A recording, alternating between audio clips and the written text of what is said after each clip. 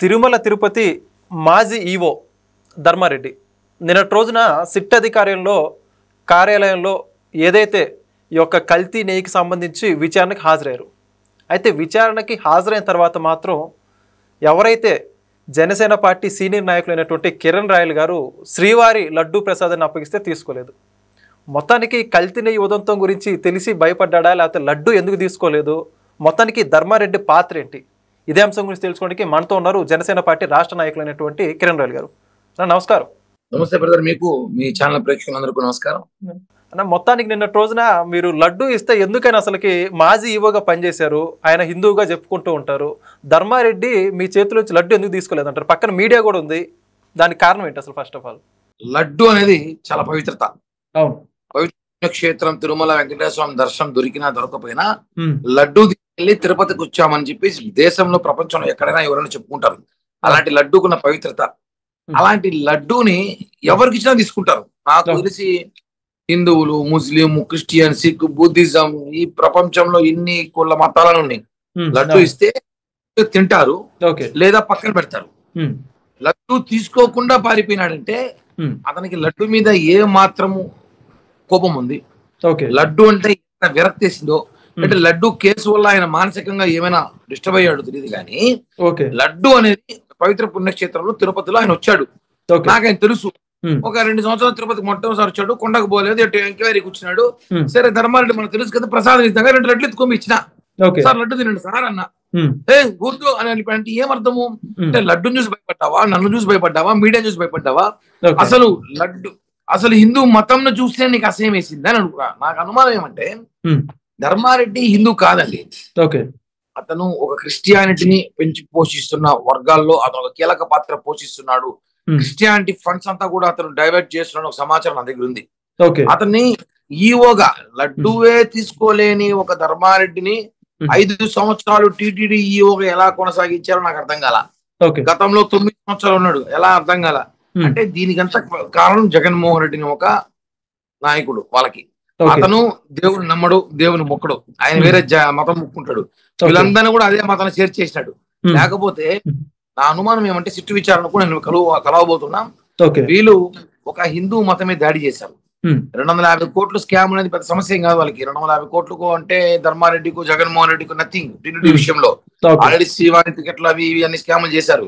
ఈ 250 కోట్ల మీద డబ్బు కోసం చేసిన కుట్ర అయితే కాదు, ఇది హిందూ మతం మీద చేసిన కుట్రగా భావిస్తున్నాను. ఎందుకంటే అతను వేరే మతం క్లారిటీ అయిపోయినాడు. ఇప్పుడు హిందూ మతాన్ని ఏదో విధంగా దెబ్బతీయాలి, హిందువుని హేళన చేసి మాట్లాడాలంటే ఈ పవిత్ర పుణ్యక్షేత్ర తిరుపతి లడ్డూలో మనం కల్తీ చేస్తే వాళ్ళు తినేటప్పుడు నవ్వుకోవచ్చు, వాళ్ళు తింటూ ఉంటే మనం మాట్లాడుకోవచ్చు. ఆ లడ్డును కల్తీ చేసి ఇప్పుడు ఎంత అవమానం ఏం చూడండి, ప్రపంచమంతా తిరుమల శ్రీ వెంకటేశ్వర ప్రసాదం కల్తీ జరిగిందంటే హిందువుల మనోభావాలు దెబ్బతీసి హిందువులకు అవమానం జరిగినట్టే కదా. అది చేయాలని ప్రయత్నం చేశాడు. కాబట్టి ధర్మారెడ్డి అంటే ఈ రోజు ఆ కేసులో ముద్దాయిగా నిన్న విచారణకు వచ్చాడు, ఈ రోజు కూడా వచ్చాడు. అతన్ని అరెస్ట్ చేస్తారు, ఖచ్చితంగా అతను రిమాండ్ కూడా చేస్తారు.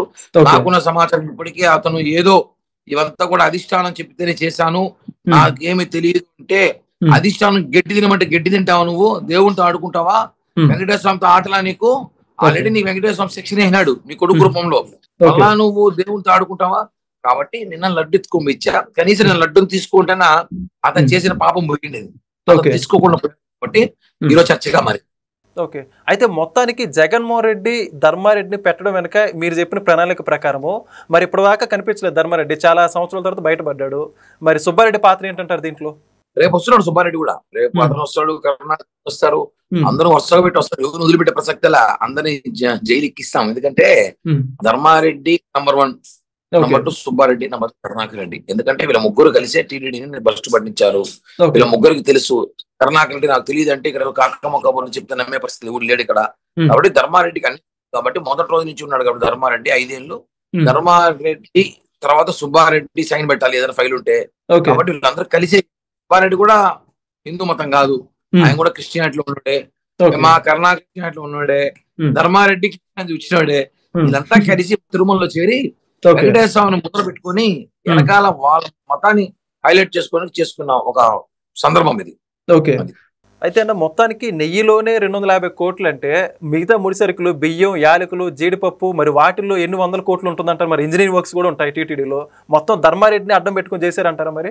సార్ ఇప్పటికైతే నెయ్యి విషయంలో వచ్చింది, ఇంకా జీడిపప్పులు, యాలకులు, చక్కెరని ఎవరు ముద్ర చేయరు.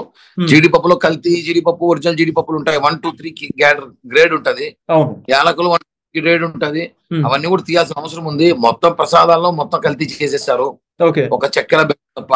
కాబట్టి ఇవన్నీ కూడా రేపు విచారణ జరుగుతోంది. విచారణలో ఖచ్చితంగా వీళ్ళందరూ కూడా నేరస్తులను తేలుతాయి, అందరూ కూడా జైలుకి వెళ్తారు.